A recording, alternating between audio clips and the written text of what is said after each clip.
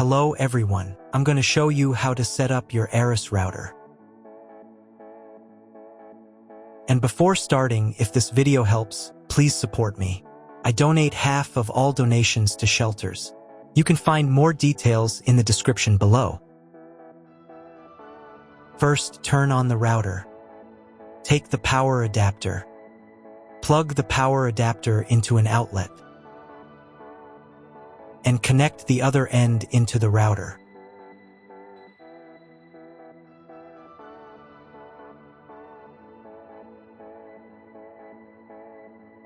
Then press the power button.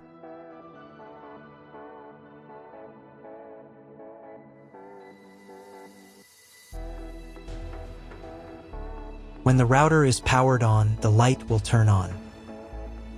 It may take a few minutes for it to completely turn on. Next, connect the cable from your internet provider or from your modem to the internet port.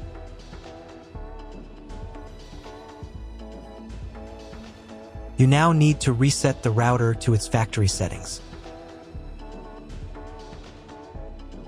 Press and hold the router's reset button for 10 seconds. Wait for the indicator lights on the router to begin flashing. Sometimes, this button is located inside the router casing to prevent accidental presses.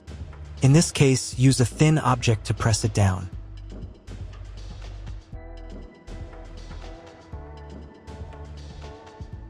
The router will restart and all the settings will be reset to the original factory defaults. Plug one end of the Ethernet cable supplied with the router into an Ethernet port.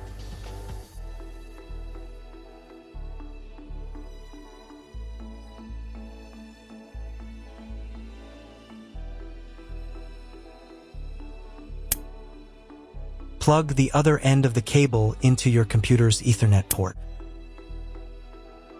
Please wait a few minutes for connection. The router is connected to your computer. Now you will need to set it up. But first, I'll show you another way to connect the router if you don't have an Ethernet cable or your computer doesn't have an Ethernet port.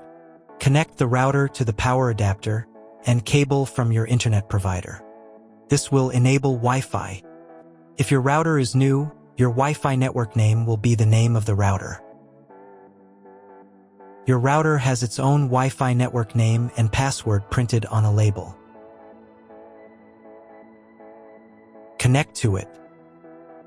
Great, you've connected to the router. Now let's start setting it up.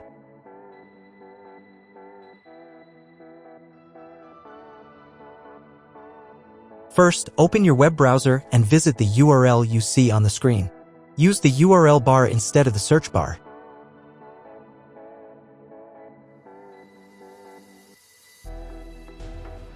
At the beginning, you will see a form with a login and password. Usually, it is admin and password.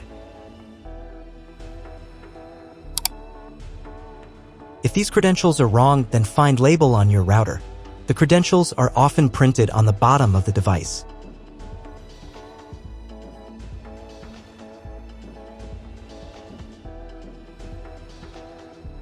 If none of this works, it means that your router has already been configured and someone has changed the login and password. If you can't find out the login credentials, just reset the router to factory settings. And then log into the router's personal cabinet using the standard credentials. If your router settings do not look like mine, it means that your router has a different firmware. I made a video for every firmware type. You can find all the links in the description down below.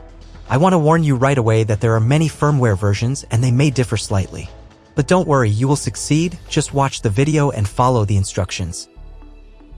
So, as I mentioned earlier, the first step is to enter your username and password to access the router's admin panel. At this point, you'll also see an option to choose the language for the router's admin interface. You can select from several available languages depending on the model, but in this case, I'm going to leave it set to English. It's the default and most documentation supports it. Once you've entered the username and password and selected the language, click the Apply button to proceed. After that, a pop-up window may appear. This is a security prompt asking if you want to change the default login password for the admin panel. This step is extremely important for your security. Leaving the default password makes it easier for someone to access and change your network settings without permission. So I strongly recommend changing it. To do that, click right here to open the password change page. On this page, you'll see 3 fields. In the first field, enter your current password, the one you just used to log in. In the second field, type your new password. Make sure it's strong and hard to guess. And in the third field, retype your new password again to confirm it. The password must be at least 8 characters long, but ideally you should use a mix of letters, numbers, and symbols to make it more secure. You might also see a field labeled Login Timeout.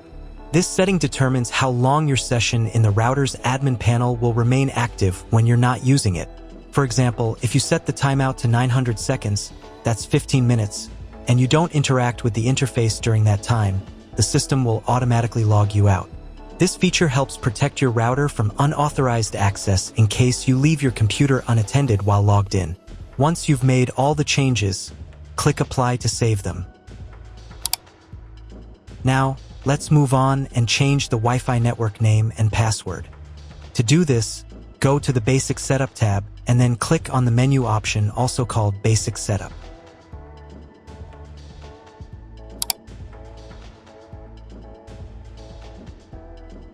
In this section, you'll see a field labeled Wireless Network Name.